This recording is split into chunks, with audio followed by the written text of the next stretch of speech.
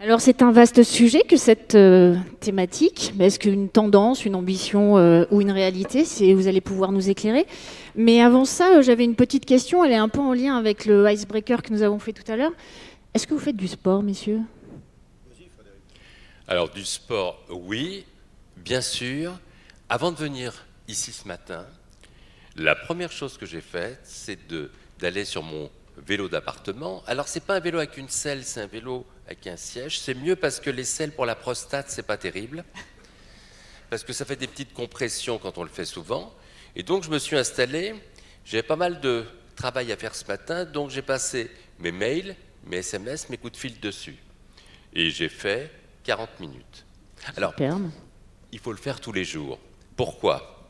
Parce que si vous faites tous les jours au moins 30 minutes d'exercice, sachez que les 20 premières minutes vont servir à rien du tout, on brûle du sucre. Après seulement, on brûle les mauvaises graisses et on libère 1004 molécules protectrices. Ça va baisser de 40% cancer, Alzheimer et maladies cardiovasculaires. Autrement dit, un vrai bouclier. Sachant qu'à partir de 40 ans, c'est un vrai champ de tir, je vous conseille tous les jours de le faire. Il y en a plein qui vont me dire « mais j'ai pas le temps ».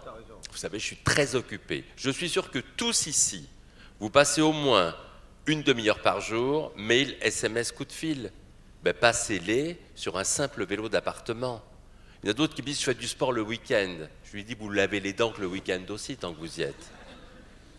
Donc, si vous devez retenir une chose, tous les jours, sans aucune négo, vous devez faire cela. Les molécules protectrices ne durent que 24 heures, ce qui explique que la protection ne dure que si on recommence chaque jour.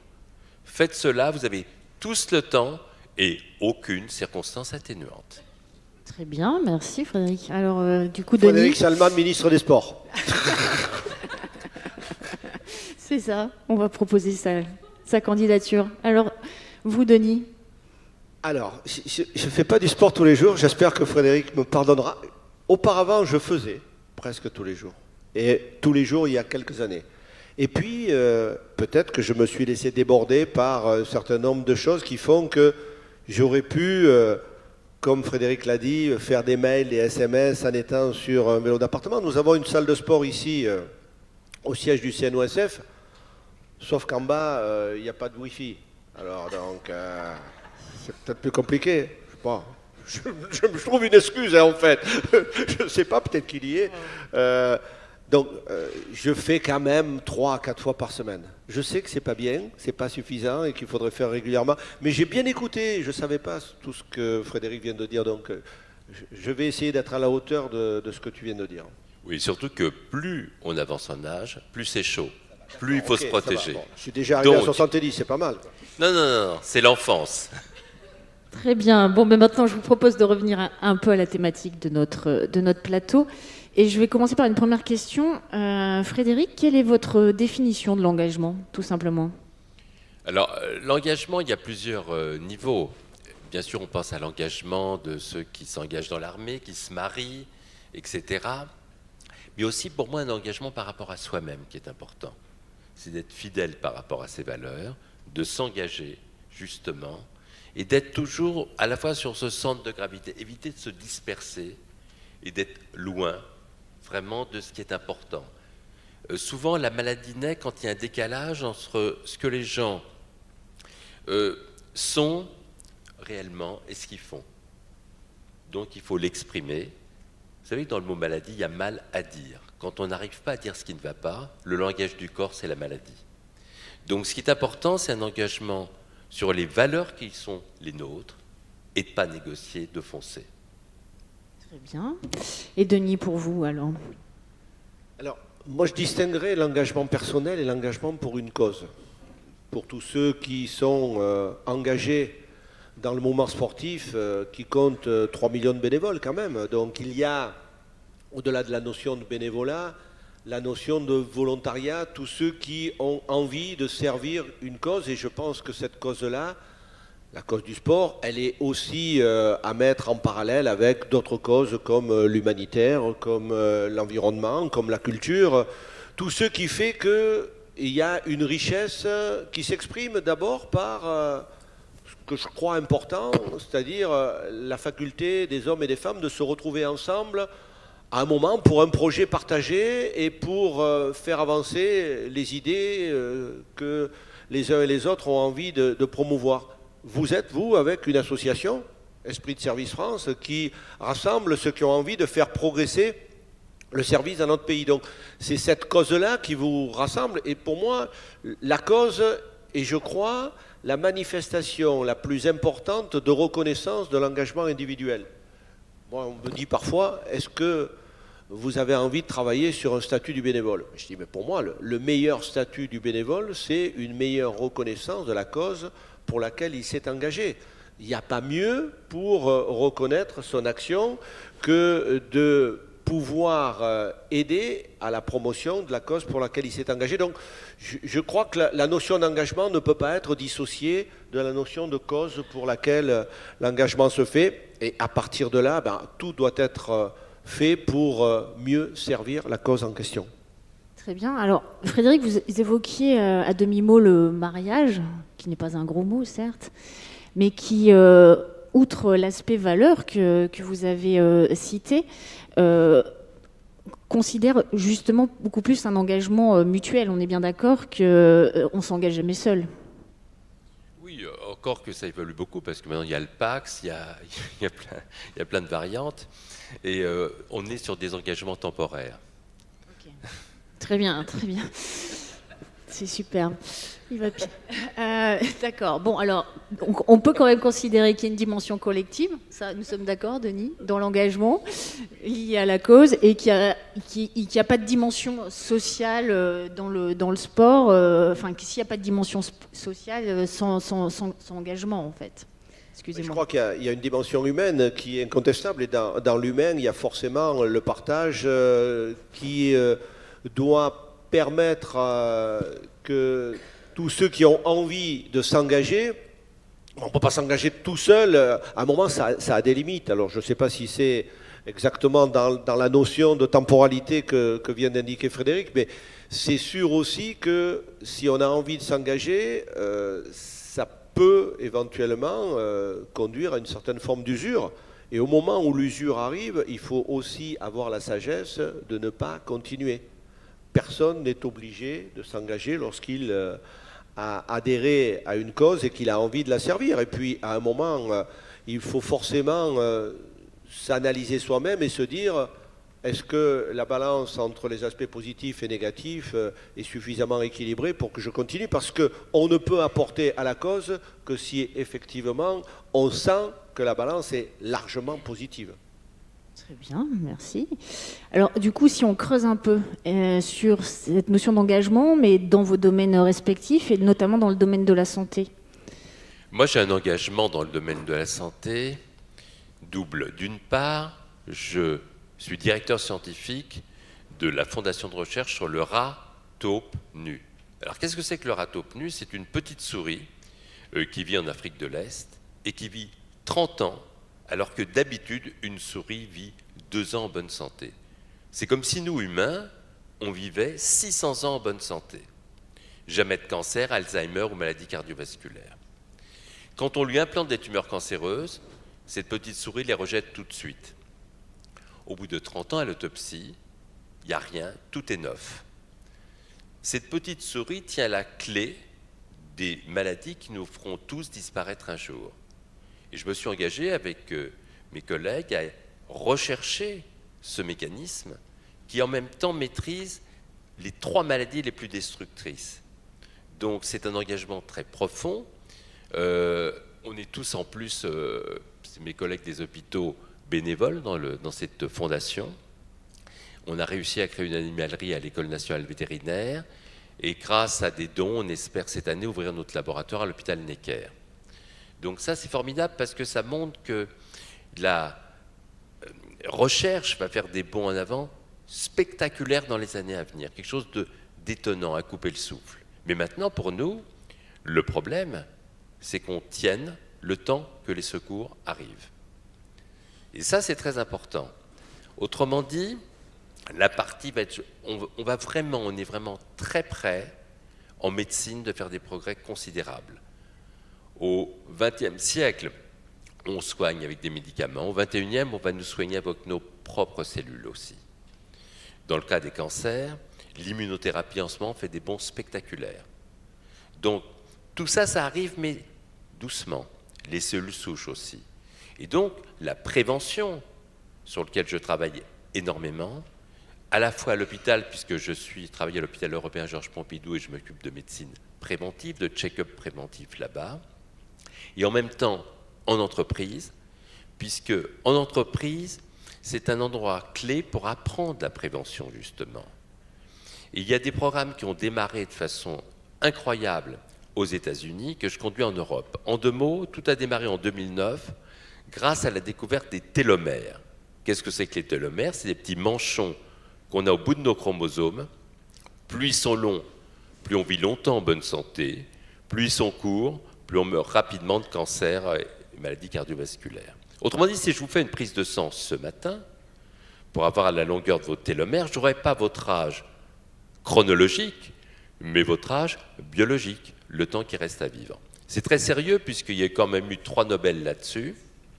Et quand ça sort, les entreprises de la Silicon Valley décident de démarrer des programmes de prévention bien-être. Pourquoi? Parce qu'on a découvert que si quelqu'un a des télomères courts, au bout de 10 mois d'un programme de bien-être, et bien tout simplement, ça se rallonge, le problème est corrigé. À partir de là, ça a permis de différencier par rapport au bien-être des programmes bidons qui servaient à rien du tout, de vrais programmes sérieux tels qu'ils sont enseignés à Harvard aujourd'hui. Donc, c'est ce module qui est absolument formidable, que j'ai, avec mes collègues, implanté dans pas mal de groupes, comme BPCE, Caisse d'Épargne, Carrefour, Sodexo, etc., permet des choses étonnantes, notamment quand ce programme bien-être se met en place, on baisse à chaque fois de 3 jours par an l'absentéisme par salarié. Les gens sont moins malades. Naturellement, simplement en augmentant le bien-être, on le comprend très bien, les défenses immunitaires deviennent meilleures. Donc il y a des progrès considérables aujourd'hui sur ce sujet. Ça prouve qu'on peut s'engager à la fois dans la recherche, mais aussi en se disant, bon, je vais trouver des trucs formidables, mais je veux m'engager à ce qu'on tienne jusque-là. Et c'est un double engagement. Moi, j'ai la chance de faire un métier qui me passionne, et c'est un engagement. Mais dans une émission de télé, il n'y a pas longtemps, on m'a demandé quel est votre loisir préféré. J'ai dit travailler, parce que j'ai la chance de faire un métier qui me passionne. Pour tous ceux qui voudront des renseignements, parce que là, je donne pas mal de données, vous pouvez m'envoyer un mail et je me ferai un plaisir de l'adresse de Frédéric qui est affichée. Merci Frédéric pour cet éclairage. Alors Denis, est-ce que je peux perturber l'ordre du jour en posant une question à Frédéric, parce que ce qu'il dit est extraordinairement passionnant, mais en même temps, l'histoire a montré qu'à chaque fois qu'il y a un progrès, il y a une déviance, et qu'on peut l'utiliser, cette déviance, à des fins qui ne seraient pas en accord avec les règles que l'on peut s'être fixées. Et moi, je meurs d'envie de te demander si dans le dispositif de recherche, et effectivement que le futur médicament soit davantage axé sur nos propres cellules que sur la chimie et la pharmacie, on peut se poser la question de savoir ce que ça pourrait entraîner comme risque en termes de performance sportive par ce qu'on appelle de dopage génétique. En 2 mots, parce que c'est inquiétant aussi. Tu touches à quelque chose de terrible. Une découverte que personne n'a vue et qui est fondamentale, qu'on appelle CRISPR-Cas9. Qu'est-ce que c'est? C'est que d'un seul coup, une chercheuse franco-allemande a découvert le système pour enlever un gène qui ne va pas et en remettre un autre. C'est terrible. Alors en même temps, c'était fait pour corriger des maladies. C'est formidable. Mais en même temps, d'autres se sont aperçus que c'est comme un Lego. On peut remplacer un gène pour être plus performant aussi dans le futur. En fait, la découverte est là. Et tu as entièrement raison. Ça donne un petit peu le frisson parce qu'on va arriver peut-être à une société où on peut bricoler le génome comme on veut. On y est en tous les cas. Bricoler les champions de demain, du coup. Oui, on peut faire tout ce qu'on veut. Alors c'est vrai qu'il y a des progrès quand on soigne. Par exemple, si je prends un cancer de la peau, un mélanome métastasé, avant il y avait à peu près 8 mois de survie. Aujourd'hui, grâce à l'immunothérapie, on les guérit, même avec des métastases partout. Donc ça avance. on arrive à changer des gènes, on fait des trucs formidables. Mais en même temps, et tu as entièrement raison de poser cette question, ça donne le vertige parce qu'on se dit, on peut arriver à bricoler des surhommes demain, et ça serait un vrai sujet. Et avec l'incapacité de détecter la tricherie éventuelle, qui ne serait en fait qu'une transposition de la technique moderne à des fins non autorisées. Ben, ça va même plus loin, puisqu'aujourd'hui, il y a une banque de sperme qui s'est faite aux États-Unis, où les personnes qui achètent cherchent, il y a les profils génétiques des donneurs, pour avoir le mâle le plus compétitif. D'ailleurs, ils ont mis des prix plus ou moins élevés. Et d'ailleurs, ils ont interviewé, pour la petite info, celui qui avait le plus de succès. Les talons. Ils ont interviewé les talons qui étaient le plus coté, qui s'est avoué épuisé. Eh ben, dis donc. Bon, alors laissez-moi vous ramener un peu sur le sujet. Denis, du coup, l'engagement dans le sport, moi je pense notamment à cet engagement qui est quasi transgénérationnel, notamment l'engagement dans les candidatures successives. Je me permets du coup d'aborder ce point, mais candidatures successives pour les JO. Qu'est-ce que vous avez à nous dire pour ça? Il y a justement cette continuité d'engagement. Alors, on va dire qu'on a fait preuve de ténacité. Parce que on a eu successivement une candidature de Paris pour 1992, pour 2008, pour 2012, celle de Lille pour 2004, celle d'Annecy pour 2018. Enfin, à la 6e candidature, on arrive à conquérir le Graal que l'on cherchait. Surtout que le Graal pour les Jeux Olympiques d'été est quand même plus important que celui pour les Jeux Olympiques d'hiver, même si les Jeux Olympiques d'hiver sont un fantastique événement. Et je vous invite d'ailleurs à regarder les exploits de l'équipe de France olympique qui va être engagée à partir de samedi sur les différents sites de compétition de Pyeongchang avec 8 heures de décalage. C'est un peu compliqué, mais enfin, bon, regardez les résumés, le cas échéant. Le programme n'a pas été fait en fonction de la télévision française, il a davantage été fait en fonction de la télévision américaine. Mais bon, on n'est pas dans la même catégorie là aussi. Ceci étant dit, si on a gagné cette fois-ci, c'est peut-être par une conjugaison de facteurs. Le premier, mais je crois que les uns et les autres dans vos entreprises, vous l'avez fait, c'est qu'on a été capable d'analyser le pourquoi de nos échecs précédents. Ça paraît simple à dire, mais on ne l'avait pas fait les 5 fois précédentes. On l'a fait cette fois-ci. Et pourquoi l'a-t-on fait? Ben parce que plus personne n'y croyait, sauf le moment sportif. Et nous, on s'est dit, on ne peut pas laisser comme cela tomber notre ambition olympique. Et on va montrer qu'on peut gagner et pourquoi on doit être candidat. Donc on a fait une stratégie suffisamment élaborée et suffisamment convaincante pour que se rassemblent autour de nous l'État et le président François Hollande en premier, puis la ville et la maire de Paris, Anne Hidalgo, et puis toutes les autres parties prenantes qui, au fur et à mesure, ont compris que pour gagner, il fallait être fédéré par le moment sportif et donc avoir une candidature portée par les sportifs et soutenue par les politiques plutôt que ce qui avait été fait par le passé, c'est-à-dire une candidature portée par les politiques et soutenue par les sportifs. Et ne jamais oublier à qui l'on s'adresse, donc avoir une cible qui est constituée par des acteurs du moment sportif international, conduit forcément à se dire à qui ces gens-là sont-ils le plus sensibles en termes de messages. Si je crois ce que l'on a fait modestement, aujourd'hui on a un challenge assez exceptionnel qui s'offre à nous, non pas organiser les Jeux, parce que je crois que le monde entier ne doute pas de la capacité de la France à les organiser, mais faire en sorte que le sport devienne au cœur d'un projet de société pour tout ce qu'il peut apporter. Frédéric a souligné tout ce que le sport peut apporter en termes de prévention santé. On y adhère forcément et on a nous-mêmes développé un certain nombre d'actions pour justement être dans la prévention, dont Sentez-vous Sport, dont vous avez certainement entendu parler. Mais il n'y a pas que ça. C'est important que le sport fasse partie intégrante de l'éducation. On n'est pas encore un pays dans lequel le sport est considéré comme un élément fondamental de l'éducation. C'est important que le sport soit reconnu aussi pour tout ce qu'il apporte en termes de lien social, d'intégration, même d'environnement.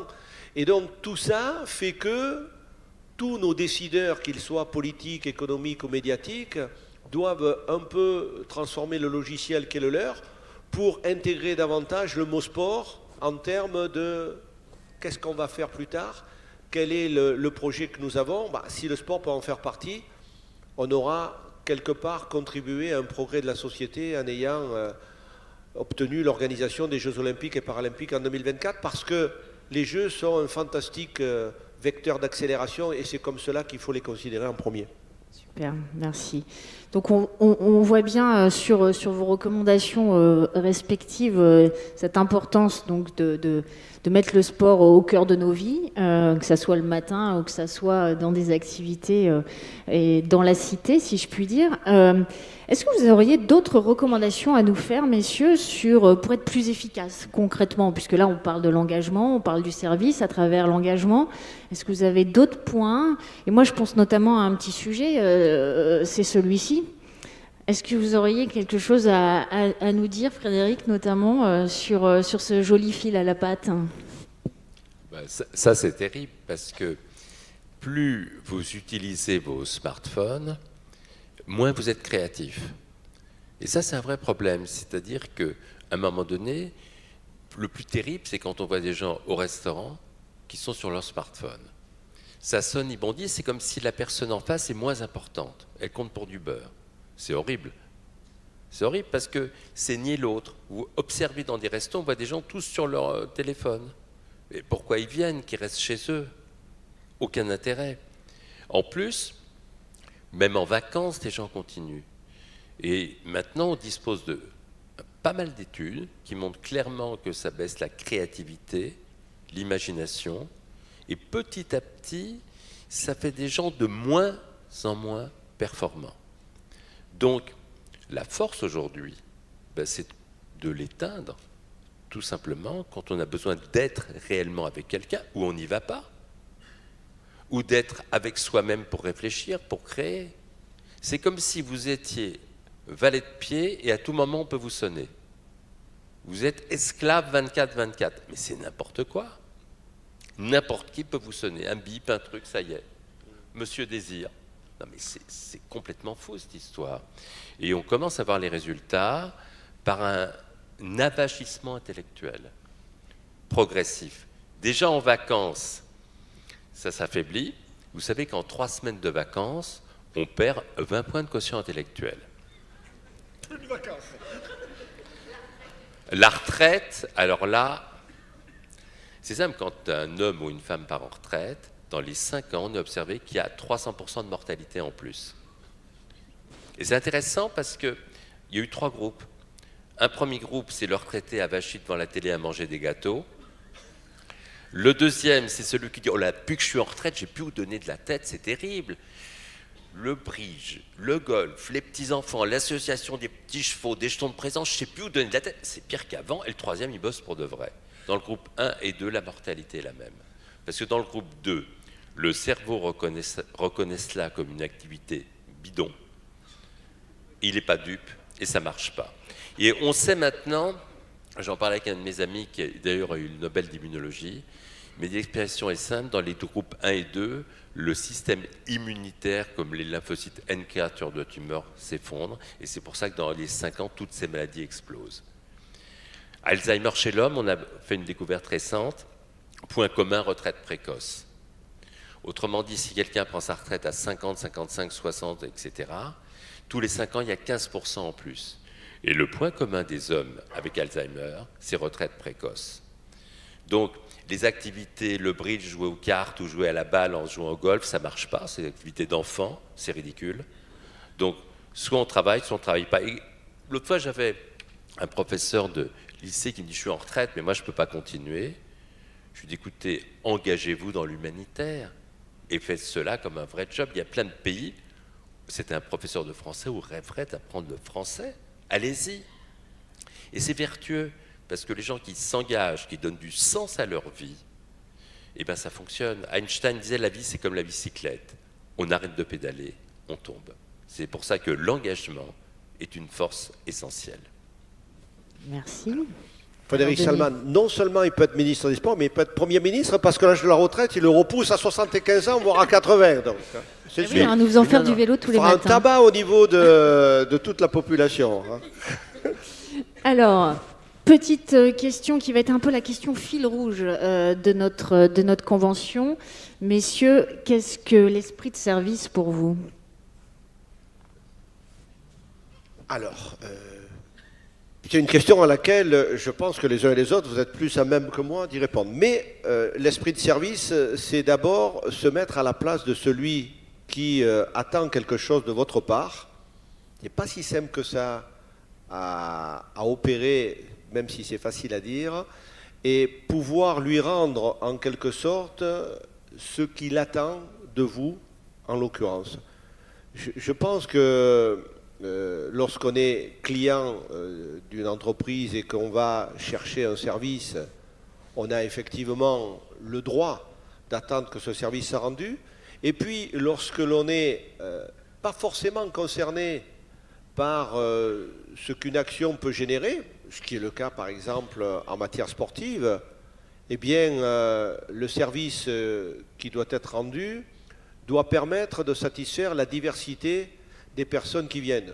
Quelqu'un qui va dans un club sportif peut y aller pour faire de la compétition, notamment s'il est jeune, peut y aller pour faire un simple entretien physique, tous les jours, si j'ai bien compris, peut y aller aussi parce que ça va lui permettre de nouer un certain nombre de relations, parfois épisodiques durant la semaine ou le mois.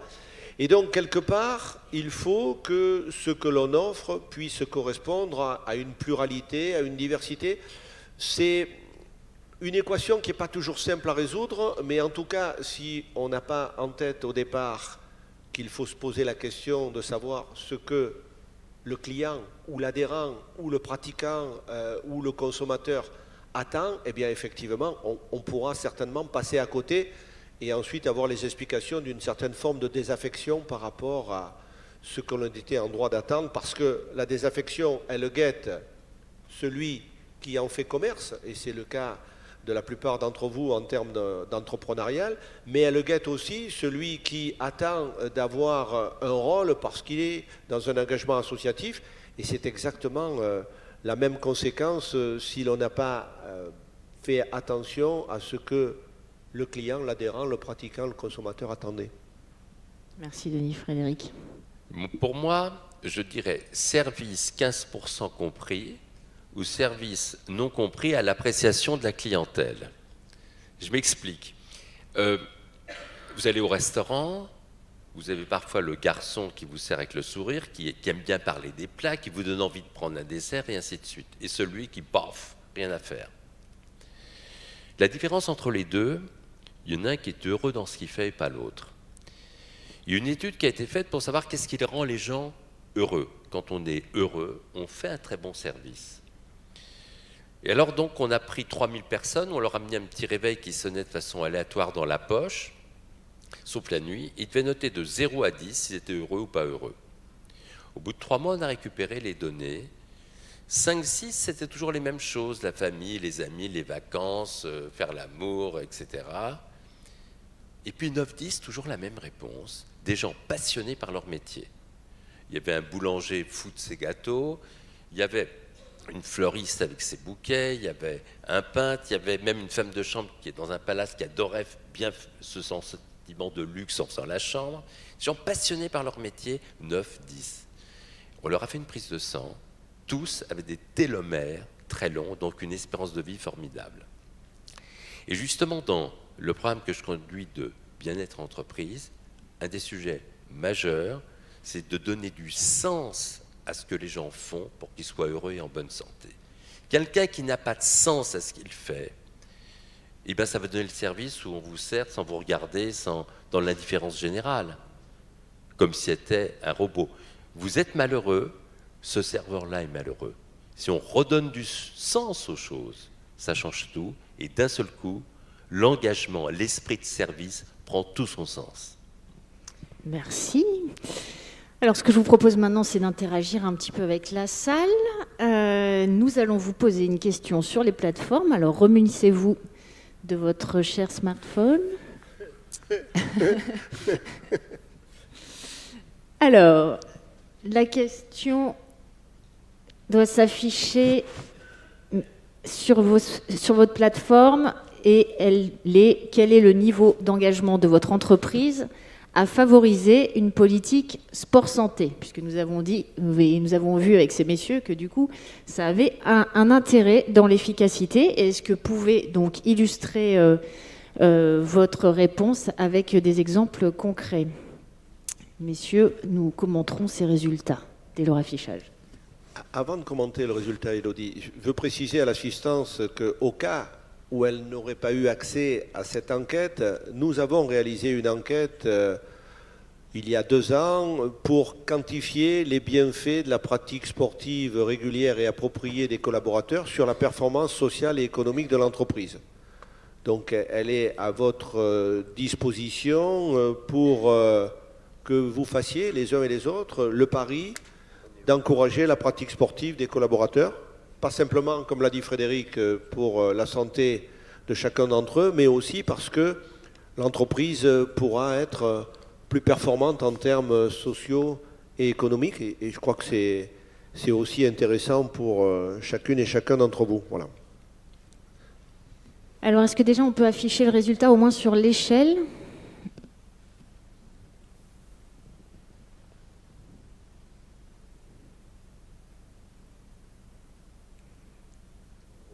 Ouh là là. Ah bah, c'est pas si beau que je ne pensais.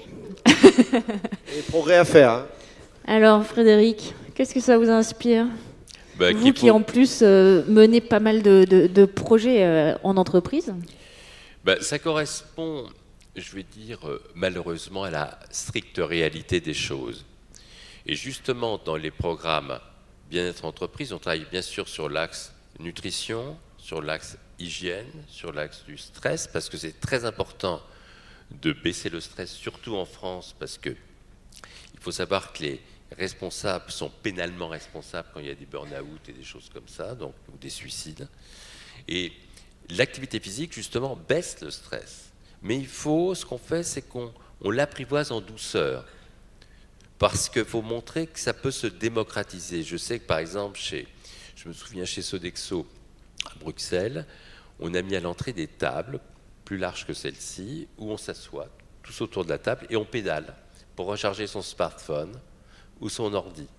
Et on montre qu'on peut, pendant une demi-heure, travailler. C'est-à-dire qu'il faut montrer l'accès très simple par beaucoup de systèmes, que l'activité physique est naturelle.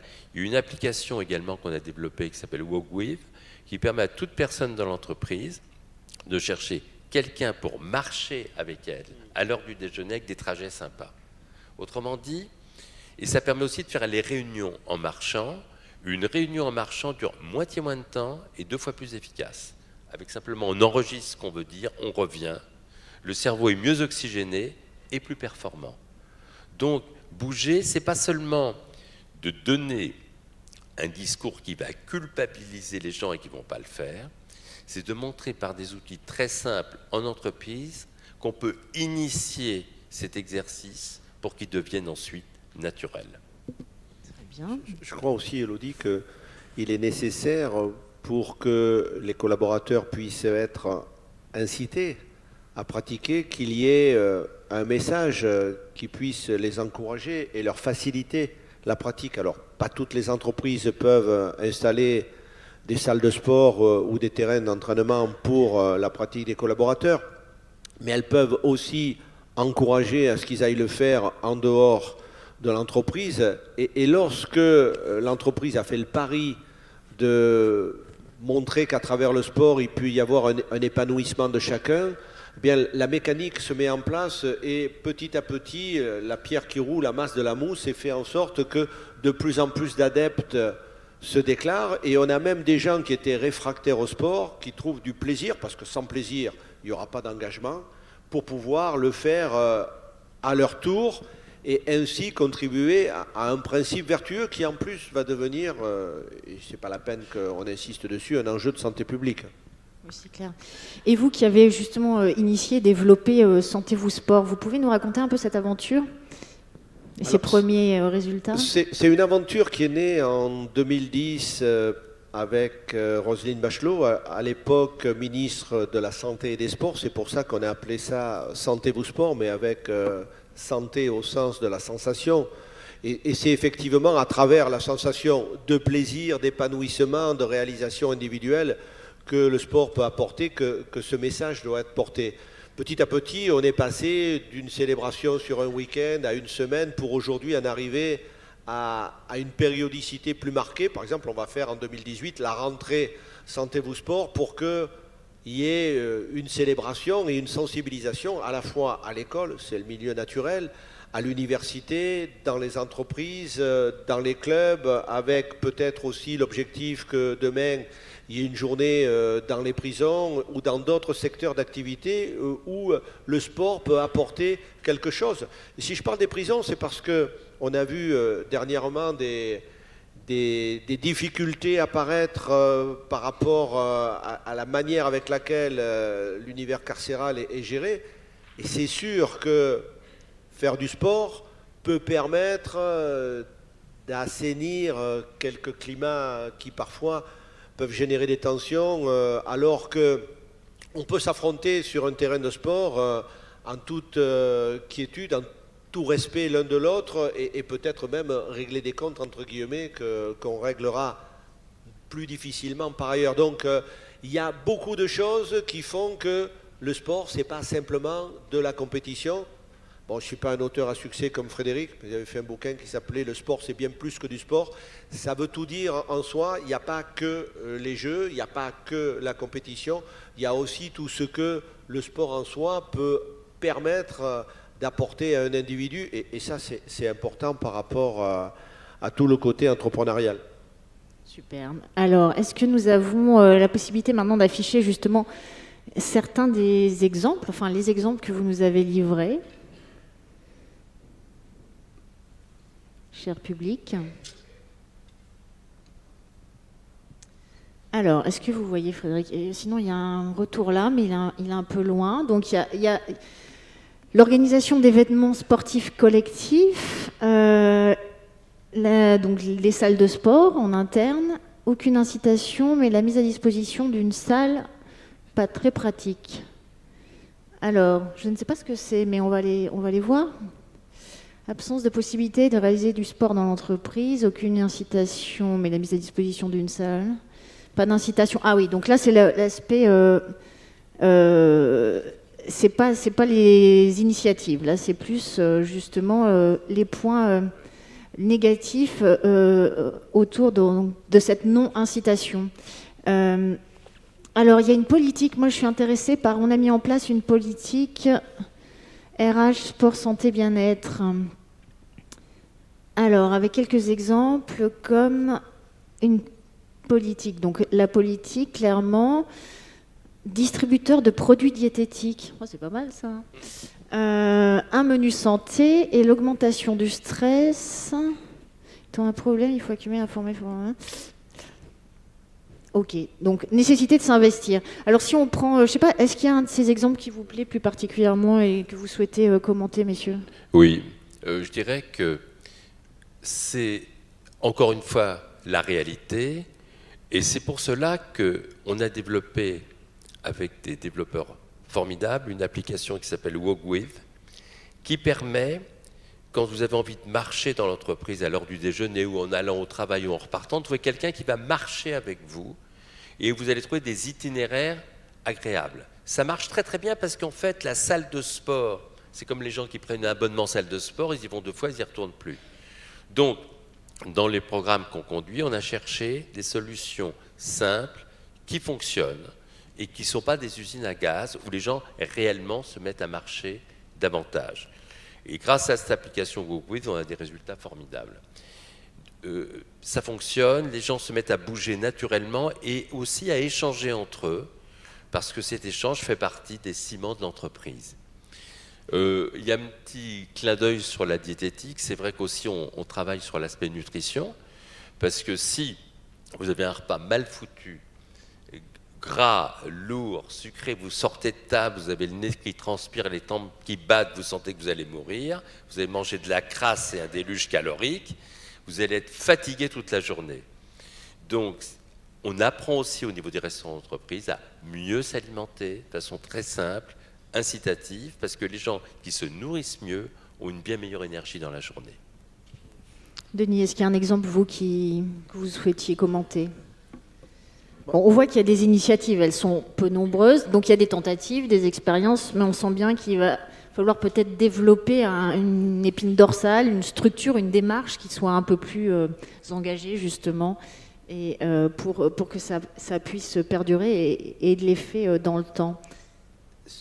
Ce qui apparaît en premier, l'organisation d'événements sportifs collectifs, c'est probablement quelque chose d'intéressant parce que ça permet de sensibiliser et de faire prendre conscience, mais ça ne résout pas pour autant le problème de pratiquer tous les jours et de faire effectivement l'activité nécessaire. Et je pense qu'il y a à s'interroger sur la manière avec laquelle on doit faire passer le message d'une organisation personnelle et d'un réflexe à créer. Si je prends l'exemple d'ici, vous avez pu voir en montant les marches qu'il y a juste le message que tous les jours on voit. C'est-à-dire, vous montez les escaliers plutôt que de prendre l'ascenseur parce qu'à chaque marche, c'est 0,2 kilocalories. Eh ben, je peux vous dire que les ascenseurs, ils ont moins de travail qu'auparavant. Et que moi qui étais un des rares adeptes de prendre les escaliers, y compris pour monter au 5 ou au 6, puisque mon bureau est au 5, eh bien, je rencontre beaucoup de monde. On ne peut même plus téléphoner dans les escaliers, parce qu'on croyait qu'on était tranquille, mais ce n'est pas vrai. C'est beaucoup plus fréquenté qu'auparavant. Ce qui veut dire que le message peut passer à partir du moment où vous avez une sensibilisation permanente. Et moi, je ne saurais que trop vous encourager à faire passer le message répétitif. Bon, c'est ce qu'on appelle vulgairement du bachotage, mais c'est encore efficace quand même. La pédagogie dans la répétition. Ça marche très bien en fait. C'est la signalétique qu'on utilise aussi dans le programme. Par exemple, dans les escaliers, on met, quand c'est un seul escalier, vous avez franchi la Tour Eiffel, le Mont Blanc, l'Himalaya, etc., avec des images, des équivalences sur une semaine, sur un mois. Il faut que ça devienne ludique, très simple et accessible. Et ce n'est pas les grands moyens, c'est des petites choses qui vont faire que petit à petit, les sujets vont commencer à bouger et gagner des années de vie en bonne santé. Après, qui doit faire ça? Est-ce que c'est le responsable RH ou celui... J'avais écouté la dernière fois le responsable du bonheur, c'est ça? Happiness Officer. Bon. Je ne sais pas si on a dans la salle. Est-ce qu'il y a des Chief Happiness Officers dans la salle? Non, je ne crois pas. En tout cas, c'est certain qu'il faut qu'il y ait une sensibilisation du côté du management pour que le message puisse être transmis et qu'après, à force d'être transmis, il devienne une habitude répétitive parce que si, à la limite, on n'a pas le temps ou pas l'envie de faire du sport au départ, le fait de faire de l'activité physique peut créer l'envie de faire du sport, l'envie de se retrouver, l'envie de partage et peut-être aussi l'envie de créer un état d'esprit, parce que quand on se retrouve dans un vestiaire ou pour faire un petit échange de basket ou de foot ou de courir ensemble, tout le monde est à l'égal. Et ça, je crois que c'est aussi quelque chose d'important, que celui qui est en bas de l'échelle de l'entreprise puisse partager avec celui qui est en haut. Il y a une multiplicité d'événements sportifs qui font qu'à un moment, on a la couleur de l'entreprise qu'on a envie de faire briller. Après tout, ça coûte pas cher et ça peut rapporter gros. Très bien, merci. Alors, en conclusion du coup de ce plateau, j'aimerais que nous revenions sur la question qui a été posée pré-convention. Et d'ailleurs, je souhaiterais remercier l'ensemble des contributeurs. Vous avez été 113 contributeurs et vous avez produit plus de 400 contributions. Donc un grand merci pour votre action pré-convention. Et donc la question était, peut-on servir sans s'engager? C'est la thématique de notre convention et j'aimerais qu'on puisse réagir sur les résultats. C'est assez net, c'est assez clair. Messieurs, donc on le sent bien, il faut de l'engagement pour servir. Est-ce que vous avez quelque chose à ajouter, du coup, en conclusion de ce plateau et au regard de ces résultats et des pensées de nos contributeurs? On peut toujours servir sans s'engager, sauf qu'on le fera moins bien. Très bien. J'aime bien cette conclusion. Oui, parce que si on n'est pas engagé quand on sert, il n'y a aucun sens à ce qu'on fait. Et c'est pour ça que dans le programme qu'on a mis en place, on pousse les gens à s'engager pour servir et à s'engager par eux-mêmes et par rapport aux autres. Et ce qui fait qu'à un moment donné, quand quelqu'un est cohérent par rapport à son engagement, il ne fait aucun effort pour le service. Ça devient naturel. Très bien. Écoutez, je vous remercie, messieurs. C'est la fin de ce premier plateau. Un grand merci donc à vous, Denis et Frédéric.